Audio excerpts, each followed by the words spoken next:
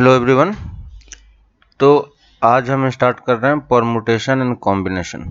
ठीक है, तो इस चैप्टर में हमें करना क्या है एक्चुअली, इस चैप्टर में हमें बस काउंटिंग करने के तरीके सीखने हैं, है ना। तो काउंटिंग कैसे होता है ऑलरेडी आप जानते हो कुछ कुछ पार्ट, लेकिन इसमें हम लोग उसको जनरलाइज करने का ट्राई करेंगे कि कोई भी क्वेश्चन हो तो हम किस तरीके से काउंटिंग कर सकते हैं। ठीक है, तो पर्टिकुलरली ये चैप्टर स्टार्ट करने से पहले हम ये ट्राई करते हैं समझने का कि इसमें कुछ कुछ नोटेशंस है।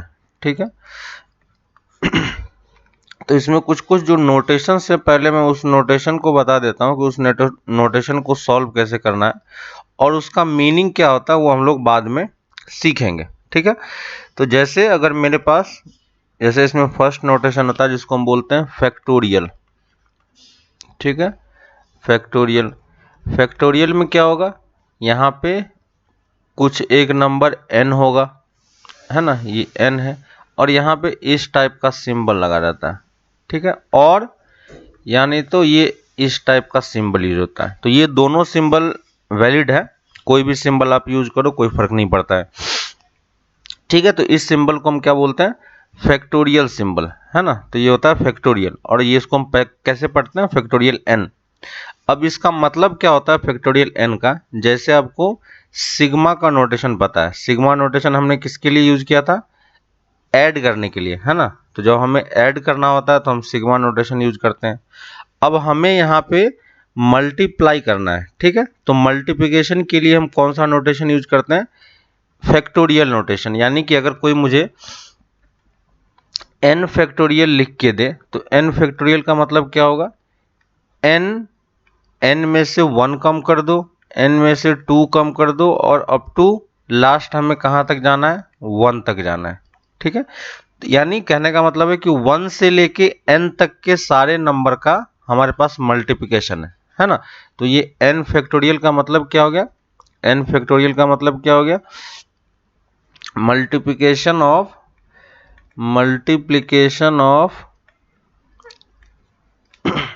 All the number, multiplication of all the integer बोल दें, है ना, ऑल द इंटीजर, सिर्फ हमें इंटीजर लेना है, इंटीजर बिटवीन 1 to n, है ना। तो 1 से लेके n तक के बीच के जितने भी हमारे पास नंबर हैं उन सारे नंबर का मल्टीप्लिकेशन को अगर आपको लिखना होगा तो इस तरीके से लिखोगे। जैसे अगर कोई मुझे बोलता है कि मैं 3 फैक्टोरियल लिख रहा हूँ, है ना, तो 3 फैक्टोरियल का मतलब क्या होगा, 3 इंटू 2 इंटू 1, है कि नहीं, और वैल्यू कितनी हो जाएगी, 6। तो कोई 3 फैक्टोरियल की वैल्यू पूछेगा तो बस हमें मल्टीप्लाई करके लिखना है ना।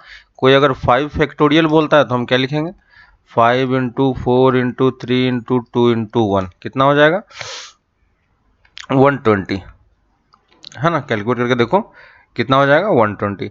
ऐसे ही कितने भी नंबर का या कोई भी फैक्टोरियल आप कैलकुलेट कर सकते हो। कहने का मतलब क्या हो, ये समझ में आ रहा है कि हमारे पास मतलब क्या है, multiplication of all the integer between 1 to n। ठीक है, तो n फैक्टोरियल का मतलब क्या हो गया कि ये हमारे पास नोटेशन हो गया n into n minus 1 into n minus 2 up to n तक, है ना, 5 4 3 2 1। यहाँ पे एक और पॉइंट हमें ध्यान देने वाली चीज़ है कि कुछ इंपॉर्टेंट पॉइंट्स हैं इसमें, कि आपके पास जो n है, ये n सिर्फ क्या हो सकता है, सिर्फ n जो है आपका होल नंबर हो सकता है।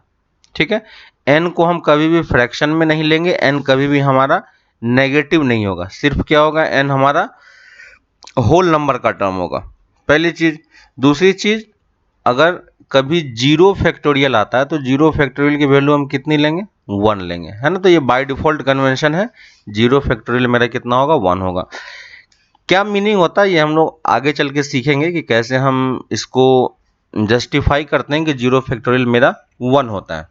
ठीक है, तो अभी के लिए जो हमने देखा कि ये हमारे पास फैक्टोरियल नोटेशन हो गया, है ना। तो फैक्टोरियल नोटेशन हमें समझ में आ रहा है। एक चीज अगर आप यहाँ पे फिर से देख पाओगे कि जैसे मेरे पास इसी वाले 5 फैक्टोरियल वाले एग्जाम्पल में देखो, या मैं फिर से ले लेता हूँ कोई 6 फैक्टोरियल। ठीक है, तो मैं एक दूसरा नंबर लिख रहा हूँ 6 फैक्टोरियल का, तो 6 फैक्टोरियल को हम क्या लिखेंगे, 6 into 5 into 4 into 3 into 2 into 1, है ना। कुछ टाइम के लिए ये सोचो कि इस वाले में मान लो कि ये 6 नहीं है, अगर 6 नहीं होता तो ये यहाँ से यहाँ तक क्या लिखा हुआ है, 5 से लेके 4 तक, सॉरी 5 से लेके 1 तक का नंबर का मल्टीप्लिकेशन। और इसको भी तो हम क्या लिख सकते हैं, इसको भी हम फैक्टोरियल के टर्म में लिखा जा सकता है। तो ये एक्चुअली में क्या लिखा हुआ है, 5 फैक्टोरियल, है ना। तो 6 फैक्टोरियल को देखो आप क्या लिख सकते हो, 6 इंटू 5 फैक्टोरियल भी लिखा जा सकता है। क्लियर है ना। इसी चीज को अगर मैं जनरलाइज करूं, जनरलाइज फॉर्मेट में लिखूं, तो अगर मेरे पास n फैक्टोरियल है तो n फैक्टोरियल को मैं क्या लिख सकता हूं, n into n minus 1 factorial भी लिखा जा सकता है। फिर से आप n माइनस 1 फैक्टोरियल को और ब्रेक कर सकते हो, है ना। तो n माइनस 1 फैक्टोरियल को ब्रेक करेंगे तो ये क्या होगा, n minus 1 into n minus 2 factorial, है ना। इस तरीके से आप कितने भी टर्म में उसको ब्रेक कर सकते हो, क्योंकि हमें पता है कि फैक्टोरियल मल्टीप्लिकेशन है ना। तो ये मल्टीप्लिकेशन के टर्म में यूज होता है। तो इसको हमें यूज कहाँ पे करना है, जैसे मान लो कि अगर कोई हमें इस टाइप से क्वेश्चन दे दे, ठीक है, क्वेश्चन अगर मुझे कोई इस कैटेगरी का देता है, ऐसा कुछ क्वेश्चन हमें लिख के दे देता है। मान लो हमारे पास क्वेश्चन है 8 factorial by 2 factorial into 6 factorial, ठीक है, डिवीजन का टर्म है। तो हम डायरेक्टली नहीं कर पाएंगे, हमें करना क्या होगा एक्चुअली में, कि ऊपर वाले 8 को पूरा सॉल्व करना पड़ेगा, है ना। तो जब इस टाइप से डिवीजन में टर्म हो तो पूरा एक्सपेंड, मतलब कि पूरा मल्टीप्लाई करके नहीं लिखेंगे आप फैक्टोरियल, आप क्या करो, इसको मल्टीप्लिकेशन के टर्म में ही लिखो। तो इसको मैं क्या लिख सकता हूँ, 8 into 7 into 6 into 5 into 4 into 3 into 2 into 1, है ना, डिवाइडेड बाई 2 फैक्टोरियल कितना हो जाएगा, 2 इंटू 1, और 6 फैक्टोरियल कितना हो जाएगा, 6 से लेके 5 तक का नंबर, है कि नहीं, 6 से लेके 1 तक के नंबर का मल्टीप्लिकेशन। तो अगर ये हमें दिया हुआ है, तो अब अगर हमें डिवाइड करना है तो देखो कुछ कुछ टर्म यहाँ से कैंसिल हो जा रहा है। क्या क्या कैंसिल हो रहा है, 6 से लेके 5 तक का सारा नंबर कैंसिल हो गया, है ना, और 2 से ये 4 कैंसिल हो गया। तो कितना आ गया हमारे पास, 28 आ गया, ठीक है। लेकिन देखो इसी चीज को मैं दूसरे तरीके से भी कर सकता था, इतना हमें कैलकुलेशन करने की जरूरत नहीं थी। क्यों, देखो ये वाला हम प्रॉपर्टी यूज करना चाह रहे हैं।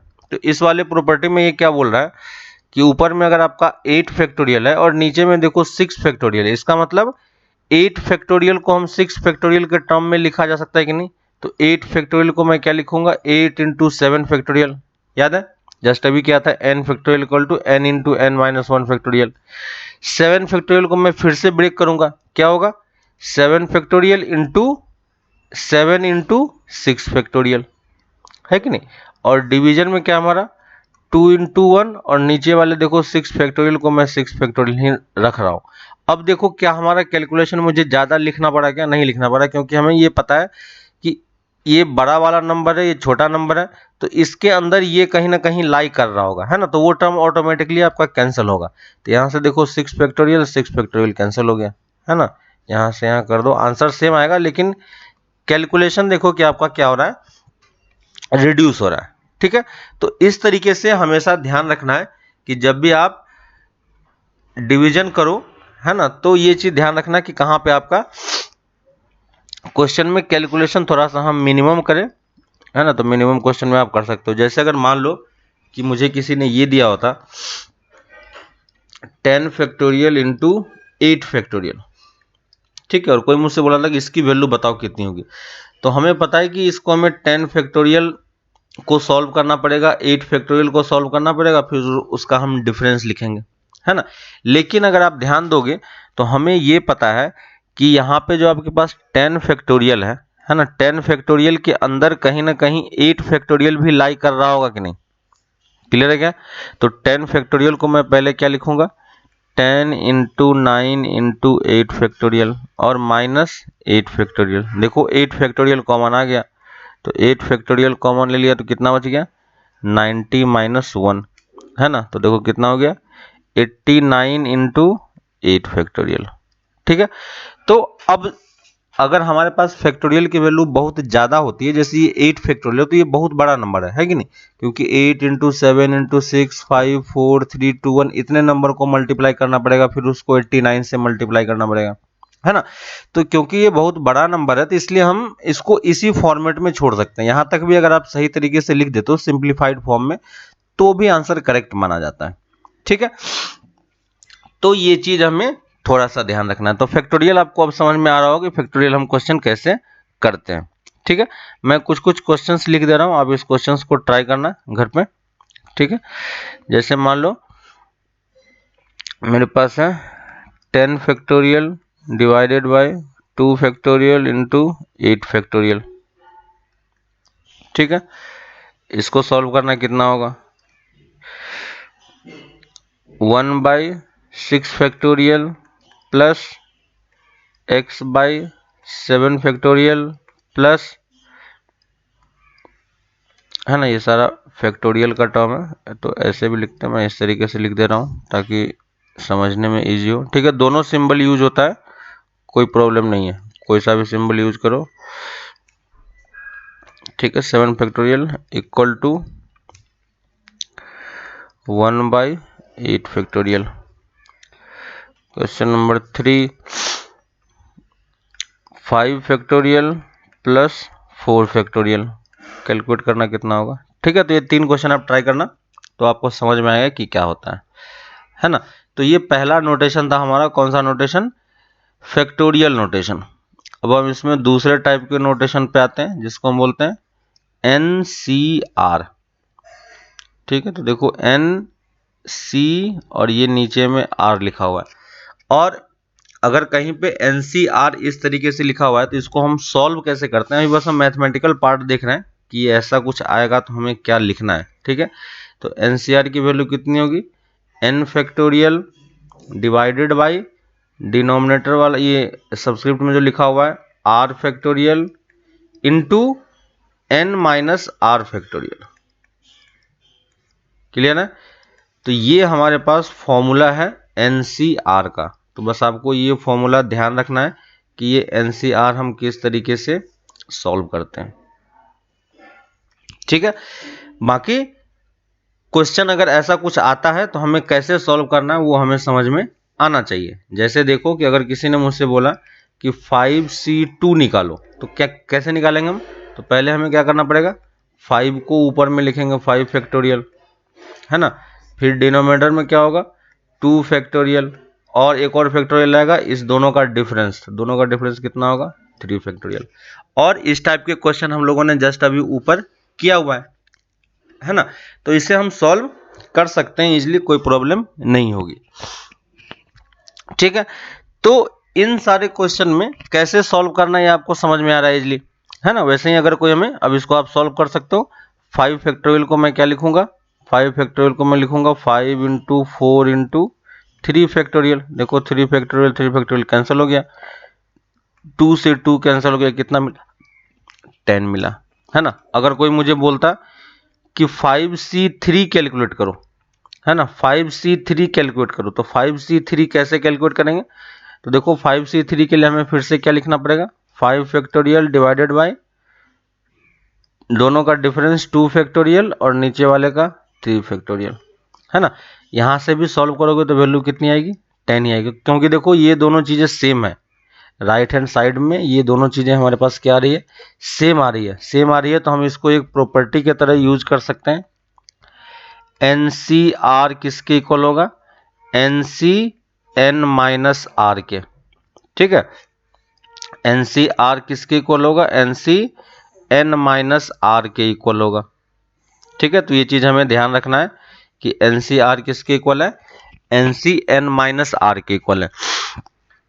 अब देखो इसका मतलब क्या है कि जैसे अगर कोई मुझे 10C3 दे देता है तो 10C3 किसके इक्वल होगा, 10C n माइनस आर, मतलब क्या होगा 10 माइनस 3 कितना आ जाएगा 7, है ना।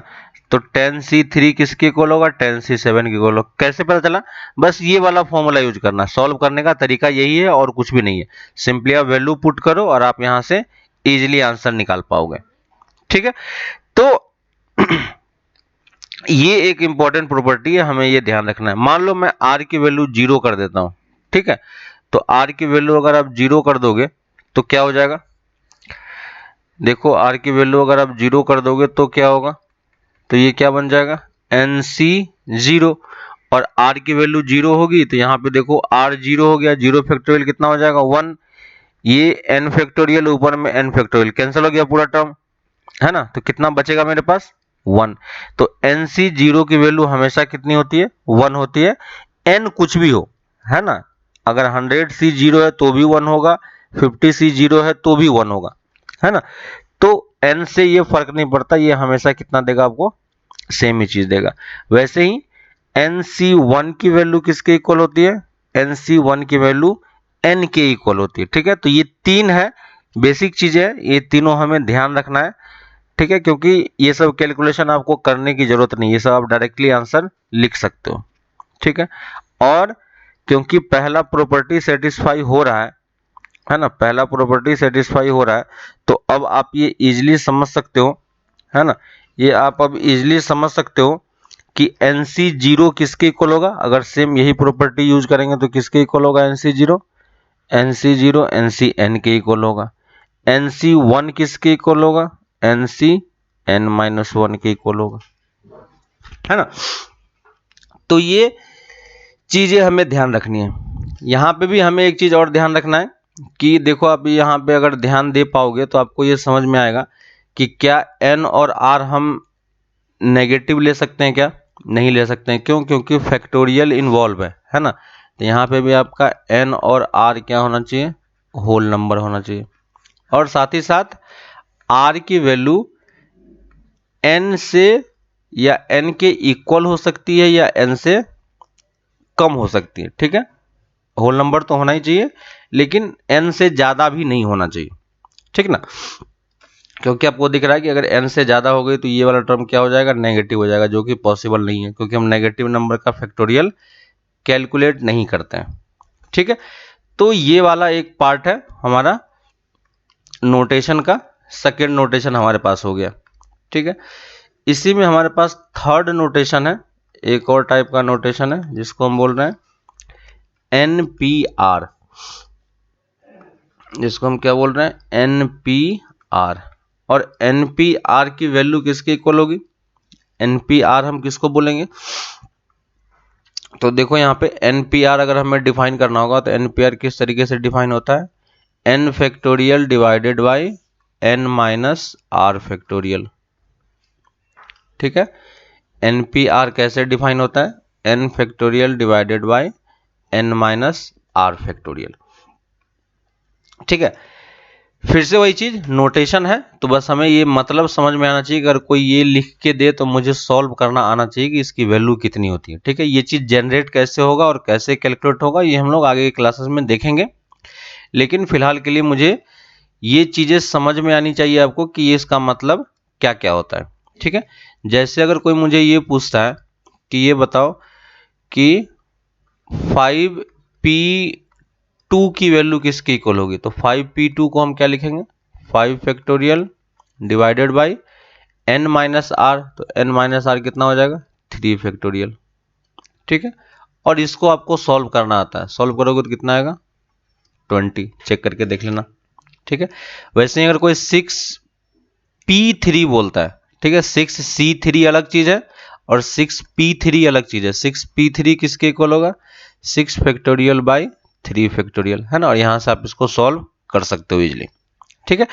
तो ये चीज हमें ध्यान रखना है कि जब भी आपके पास कुछ ऐसा क्वेश्चन हो जहां पे ये सब चीजें दे इस तरीके से, तो हमें कैसे उसको मैथमेटिकली सॉल्व करना है, बस हमें वो समझ में पहले आना चाहिए, ठीक है। यहाँ पे एक चीज और अगर आप ध्यान दे पाओगे तो यहाँ पे देखो NPR जो है, NPR क्या होता है n factorial divided by n minus r factorial, है ना। अगर मैं ऊपर नीचे r फैक्टोरियल से मल्टीप्लाई डिवाइड कर दूं, ठीक है, r फैक्टोरियल से मैंने मल्टीप्लाई डिवाइड कर दिया तो क्या फर्क पड़ा, ये वाला टर्म देखो क्या बन गया, ये वाला टर्म क्या बन गया NCR, तो NPR किसके इक्वल होगा NCR इंटू R फैक्टोरियल, ठीक है। तो ये किसके इक्वल होगा NCR इंटू R फैक्टोरियल के इक्वल होगा, ठीक है। तो ये वाला पॉइंट भी आपको ध्यान रखना है अभी उतना ज़्यादा यूज नहीं होगा, जब क्वेश्चंस करेंगे तो वहाँ पे मैं बताऊंगा कि इसको कैसे यूज करना है और क्या क्या चीज़ें करना होता है। ठीक है, तो ये 3 नोटेशन हमारे पास है, ये तीनों नोटेशन आपको इजीली समझ में आना चाहिए और ये कैलकुलेशन वाला पार्ट है। ठीक है, तो कैलकुलेशन आपको अच्छे तरीके से समझ में आना चाहिए।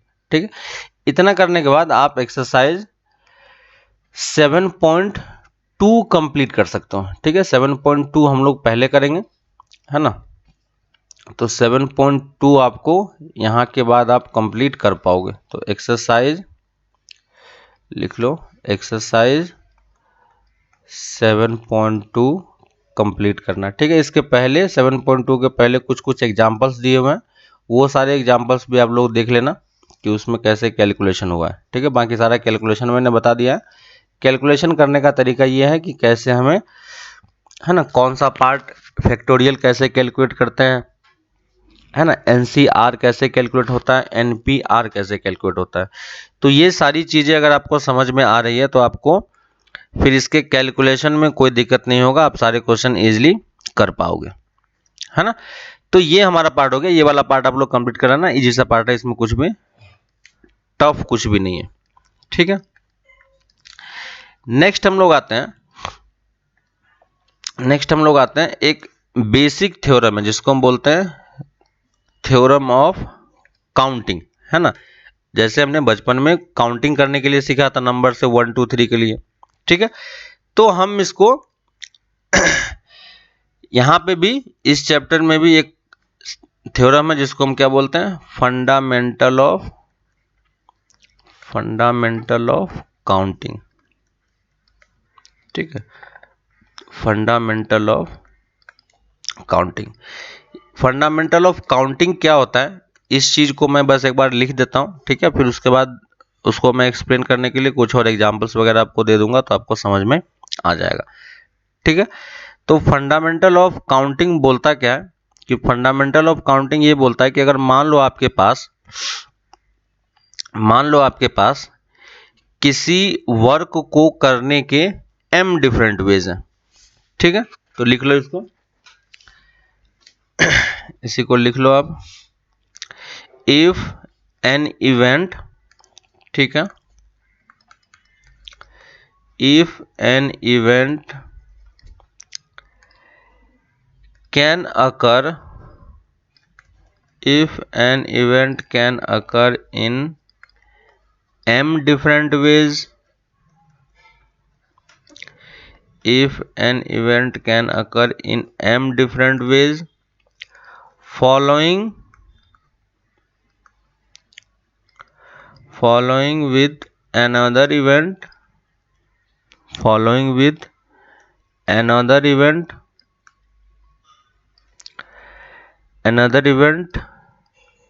that can occur,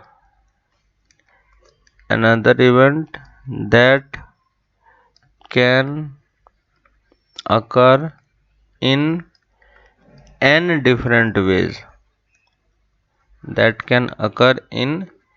n different ways, ठीक है, then total number of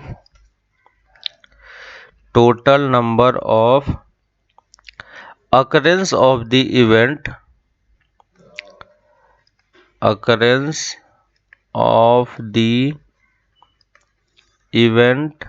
is m cross n ways।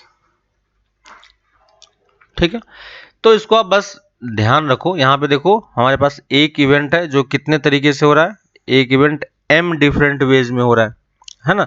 तो एक इवेंट है जो m डिफरेंट वेज में हो रहा है, एक दूसरा इवेंट है जो इसको फॉलो कर रहा है ना, फॉलोइंग विथ अनदर इवेंट, एक दूसरा इवेंट है जो, और वो कितने वेज में हो रहा है, n डिफरेंट वेज में हो रहा है। तो अगर आपको उस काम को करना है तो वो काम आपका टोटल अकरेंस क्या होगा, m इंटू n वेज में होगा। ठीक है, यहाँ पे देखो आप क्वेश्चन को अगर ध्यान दोगे तो यहाँ पे 2 इवेंट आपका हो रहा है ना, और वो दोनों इवेंट जब कंप्लीट होगा तब आपका इवेंट कंप्लीट कहलाएगा। ठीक है, जैसे मान लो कि अगर मेरे पास स्टेशंस हैं, ये बरपेटा रोड है और यहाँ पे गुवाहाटी है, ठीक है। और इसके पहले, इस एग्जाम्पल से पहले एक और थ्योरम इसी का लिख लो, ठीक है। तो इसको हम बोलते हैं कौन सा थ्योरम, इसको हम बोलते हैं मल्टीप्लिकेशन थ्योरम, ठीक है। ये हमारा क्या हो गया, मल्टीप्लिकेशन थ्योरम, कि कब हमें मल्टीप्लाई करना है। इसी का सेकंड पार्ट लिख लो, एक और इसी में थ्योरम है जिसमें हम एडिशन करेंगे, और कहाँ पे एडिशन करेंगे वो लिख लो। If an event can occur, if an event can occur in m different ways, m different ways, and another event can occur in n different ways, then total number of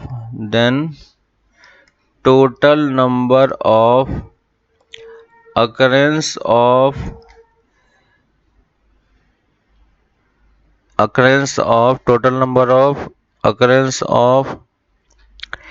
event 1 और event 2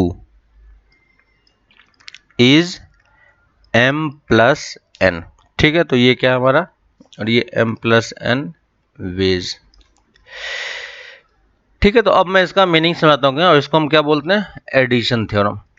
तो counting का ये multiplication theorem है और ये addition theorem है, ठीक है। अब देखो मतलब, देखो दोनों का मतलब क्या है।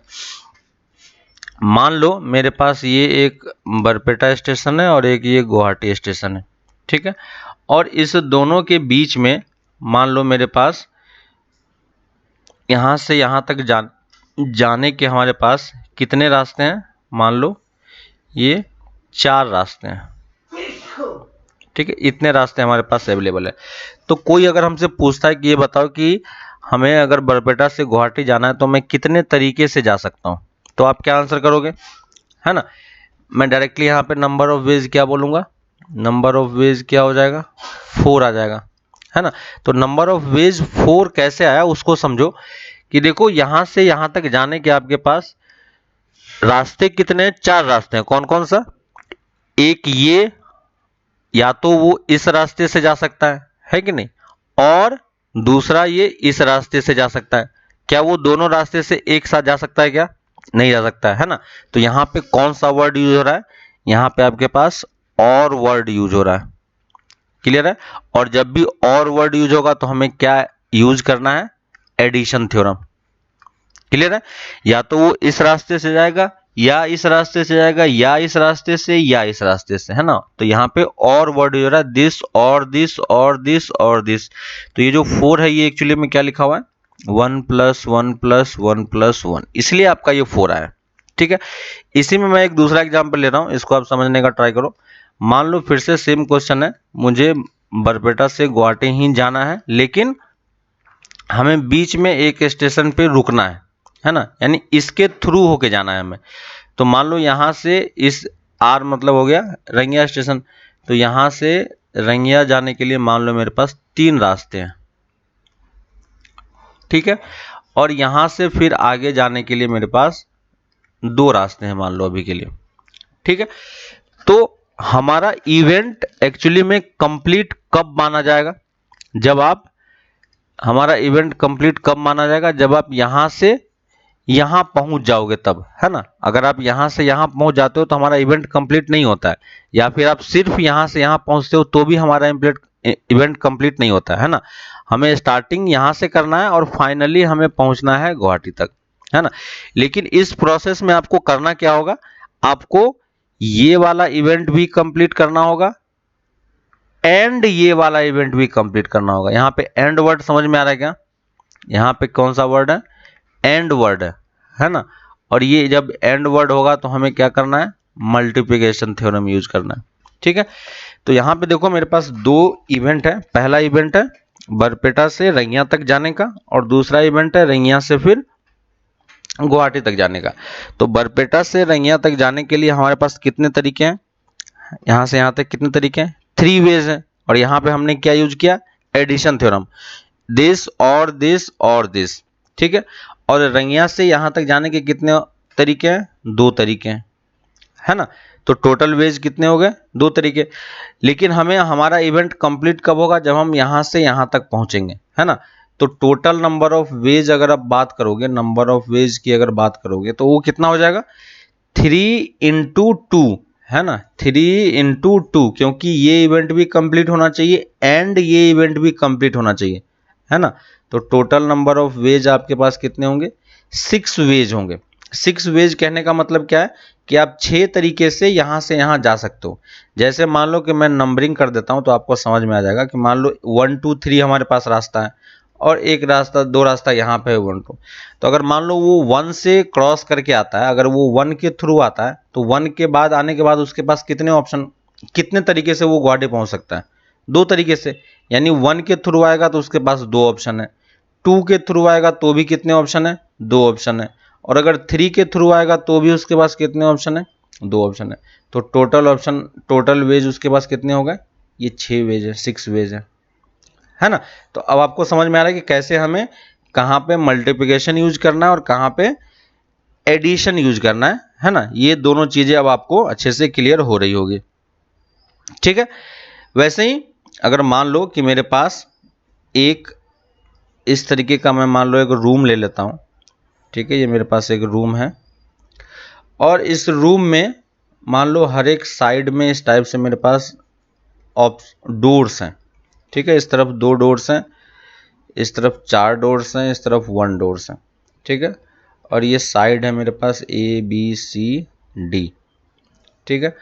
अगर मैं पहला क्वेश्चन बोलता हूँ, ठीक है, आप क्वेश्चन लिखते जाना, वीडियो पॉज करके आप क्वेश्चन लिख लो। फर्स्ट है total number of ways to enter this room, है ना।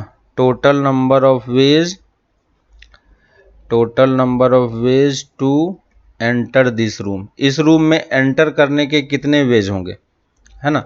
तो देखो रूम में आपको एंटर करना है, एंटर आप कितने तरीके से कर सकते हो, कैसे कैसे कर सकते हो, या तो आप यहाँ से आ सकते हो, और यहाँ से आ सकते हो, और यहाँ से आ सकते हो, है ना। यहाँ पे क्या हो रहा है, और वर्ड यूज हो रहा है, यानी आपको सबको क्या करना पड़ेगा, ऐड करना पड़ेगा। तो हम क्या करेंगे, 1 + 2 + 3 + 4, दिख रहा है। फर्स्ट डोर इस तरफ से, इस तरफ में 2 है, इस तरफ में 3 है, इस तरफ में 4 है, तो हमें सबको क्या करना पड़ेगा, एक्चुअली में ऐड करना पड़ेगा। तो टोटल नंबर ऑफ वेज कितने हो गए, यानी वो 10 तरीके से रूम में एंटर कर सकता है, ठीक है। इसी में अगर मैं बोलूं total number of ways, total number of ways to enter and exit from this room, exit from this room, ठीक है। तो मुझे इसमें करना क्या, अभी अब बताओ कि मुझे एंटर भी करना है एंड एग्जिट भी करना है ना। यहाँ पे कौन सा वर्ड यूज हो रहा है, एंड वर्ड यूज हो रहा है, यानी यहाँ पे 2 इवेंट है, एक कौन सा इवेंट है, एंटर का, दूसरा इवेंट है एंड एग्जिट करने का। तो एंटर करने के कितने वेज हैं, एंटर हम कितने तरीके से कर सकते हैं, 10 तरीके से। एग्जिट हम फिर कितने तरीके से कर सकते हैं, तो एग्जिट के लिए भी हमारे पास 10 डोर्स ही अवेलेबल है, तो ये 10 डोर्स हैं, और दोनों को हमें क्या करना पड़ेगा, मल्टीप्लाई करना पड़ेगा। क्यों, क्योंकि हमारे पास कोई एक इवेंट सिर्फ कंप्लीट होने से हमारा इवेंट कंप्लीट नहीं होगा, आपको एंटर भी करना है और एग्जिट भी करना है, ठीक है। तो क्या हो जाएगा, ये 10 × 10, टोटल कितने हो जाएंगे, 100 वेज, है ना। तो 100 वेज से आप क्या कर सकते हो, रूम में एंटर भी कर सकते हो और रूम से एग्जिट भी कर सकते हो, क्लियर है। तो ये तरीका हमें थोड़ा सा ध्यान रखना है कि कैसे ये मेथड यूज हो रहा है क्वेश्चन को करने के लिए, ठीक है। तो ये तरीका हमारे पास हो गया, है ना। तो इसमें आपके पास बहुत सारे क्वेश्चंस और मिलेंगे जो हम लोग नेक्स्ट क्लास में और कंप्लीट करेंगे। अभी के लिए हम लोग बस इतना ही रख रहे हैं। आप लोग एक काम करना कि जो लोग अभी क्लास आ रहे हैं, ठीक है, उन लोगों के कॉपी में क्वेश्चंस वगैरह लिखे हुए हैं, ठीक है ना। तो क्लास में क्वेश्चंस लिखना थोड़ा सा ईजी होता है ना। मैं डिक्टेट कर देता हूँ तो सब लोग लिख लेते हैं, यहाँ पे लिखना पड़ रहा है सब कुछ, है ना। तो आप लोग उनसे किसी से कॉपी लेके, और उसको उसमें जो क्वेश्चन है, थ्योरी वाला पार्ट सेम है सब कुछ, बस क्वेश्चन उसमें ज़्यादा कराया हुआ है ना। तो उससे आप क्वेश्चन लेके कुछ कुछ क्वेश्चंस आप लोग खुद से ट्राई करना, ठीक है। तो स्टार्टिंग के जो सब चैप्टर है उनके लेक्चर नोट से आप नोट भी कर सकते हो, कोई दिक्कत नहीं है, लेकिन नोट भी कर लेना। लेकिन उनके एग्जाम्पल्स वगैरह जिसके कॉपी में अच्छे से क्वेश्चंस वगैरह लिखा होगा उनसे आप कॉपी लेके उनको बोलना कि कॉपी देने के लिए, ठीक है। और वहाँ से आप उसके क्वेश्चंस एग्जाम्पल्स वगैरह करने का ट्राई करना, फिर ठीक है। फिर कोई डाउट आता है तो उसको हम लोग डिस्कशन कर लेंगे, है ना। तो तब तक आप ये सारे क्वेश्चंस ट्राई करो। और एक्सरसाइज 7.2 पहले करना है, ठीक है। 7.1 हम लोग नेक्स्ट क्लास में करेंगे, तो 7.2 आप लोग ट्राई करना। फिर हम लोग इसको आगे के क्लास में कंटिन्यू करते हैं कि कैसे और दूसरे दूसरे मेथड से हम क्वेश्चन को सॉल्व कर सकते हैं, ठीक है। तो नेक्स्ट क्लास में हम फिर आगे इसी को कंटिन्यू करेंगे, ठीक है। तो मिलते हैं हम लोग आगे नेक्स्ट क्लास में, तब तक आप ये चीज़ें कंप्लीट करो। ओके, चलो बाय।